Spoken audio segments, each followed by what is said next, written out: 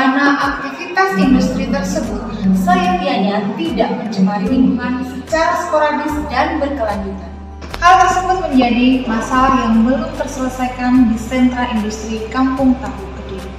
Kami, tim PKN Universitas Islam Kediri, mencoba untuk mengatasi permasalahan tersebut dengan menawarkan solusi, yaitu perancangan sistem IPAL dengan model semi-kontinu dengan sensor parameter limbah cair tahu yang diterapkan pada lahan dan ruang terbatas serta biaya yang cukup ekonomis untuk pengelolaan dan pengawasan parameter limbah secara rutin sehingga dapat mengurangi dampak pencemaran lingkungan. Sistem kita itu ada sensor di dalam fasilitas pengolahan limbah, input ke fasilitas maupun outputnya yang nanti masuk ke sungai. Inputnya berarti dari limbah tahu tadi. Nah, ada sensor di situ.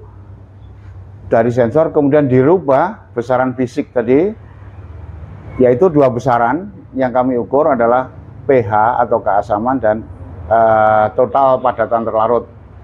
Dua sensor tadi yang mendeteksi besaran fisik kemudian dirubah jadi besaran elektro, yaitu tegangan, kemudian dirubah lagi menjadi data analog, kemudian dikirimkan, dirubah menjadi digital dulu, dari analog ke digital. Habis itu kemudian dikirimkan melalui fasilitas internet, yaitu WiFi modul, sehingga nanti besaran dari pH dan TDS tadi dapat dilihat langsung melalui handphone. Nah, dalam hal semua itu kami juga memikirkan bagaimana supaya ekonomis, sehingga perangkat kami itu masih terjangkau bagi industri kecil maupun industri menengah. Nah, pemanfaatannya tentu saja nanti tergantung dari industri tadi yang membutuhkan instalasi pengolahan limbah. Kami juga memanfaatkan mahasiswa karena skripsi atau tugas akhir dari mahasiswa kami sudah melangkah ke arah hal tersebut. Jadi kami, tim dosen dari Uniska, ingin memberikan kemanfaatan kepada masyarakat berupa apa yang kami pelajari, apa yang kami teliti di kampus untuk bisa diterapkan di masyarakat. Permasalahan tahu di sini ini memang sebenarnya permasalahannya ini cukup sepele karena masih lebih parah limbah perindustrian daripada limbah UMKM. Namun di sini yang menjadi permasalahan adalah limbahnya itu asam, ya, karena ini menggunakan salah satu penggunaannya adalah cuka, sehingga ini dibuang kalau ke sungai nanti akan menyebabkan limbah ini asam. Dan selain itu, limbah asam ini akan berdampak kepada biota laut dan juga pada masyarakat sekitar yang akan memberikan bau, kemudian juga akan berdampak kepada pusingan pada masyarakat yang menghirupnya di situ. Apalagi kalau misalkan ini diterapkan di tempat yang padat masyarakat, ini akan sangat mengganggu dengan kenyamanan warga sekitar. Jadi dari sini konsepnya adalah kita menggunakan komponen penting, yaitu pre-treatment dulu yang pertama untuk mengatasi permasalahan ampasnya atau padatan tahu yang terlarut, dan juga kita lakukan koagulasi di sini untuk mengendapkan yang terlarut, namun ini bisa diendapkan lagi lebih lanjut. Kemudian kita sedimentasi, kemudian diflotasi, dan yang terakhir adalah filtrasi. Tentunya ini sebenarnya itu sudah cukup banyak digunakan di industri untuk dalam pengolahan limbah, namun kami menambahkan yaitu netralisasi, yang mana ini adalah limbah asam, yang mana nanti akan menjadi endapan garam setelah ditambahkan komponen basa, yaitu nanti menjadi garam, sehingga nanti garam ini bisa diperoleh untuk diamankan, kemudian ini bisa nanti dijual atau mungkin dipergunakan untuk produksi sebagai tambahan pupuk organisasi. Dan juga ini adalah target yang paling jelas untuk mengurangi permasalahan limbah asam. Kami tidak menggunakan biodigester karena kalau biodigester ini kita tahu sendiri limbah itu 90% lebih adalah air, ya, dan padatan ada sisanya, sehingga kalau untuk produksi biogas di sini kami rasa kurang efisien, dan itu sudah terbukti di beberapa tempat. Mungkin ada alternatif yang lain juga bisa sebagai pupuk cair, ya itu tetap menunggu waktu, sehingga ini tetap menjadi yang komponen utama untuk penerapan green economy sistem IPAL terintegrasi di tim PKM kami untuk bermanfaat bagi masyarakat. Saya selaku pemilik dari mata plastik ini mengucapkan terima kasih kepada tim dari Uniska yang melakukan pengabdian di Martahu yang didanai oleh Kemdikbudristek.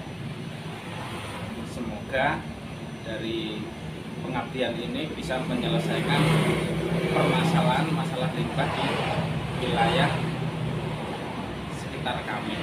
Jadi dan sekaligus juga memberikan contoh kepada UMKM yang lain agar lebih peduli dengan AMDAL, tidak sekedar melakukan usaha. Jadi, terima kasih dan semoga banyak manfaat yang bisa dipetik dari pengabdian.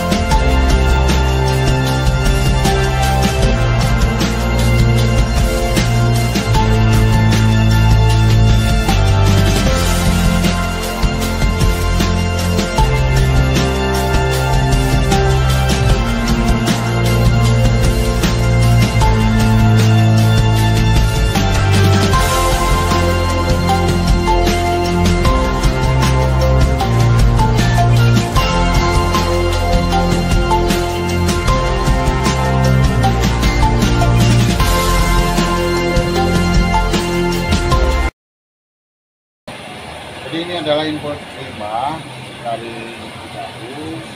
Kemudian ini adalah perangkat kita untuk mendeteksi tiga hal, yaitu satu suhu, dua padatan terlarut, yang ketiga adalah pH.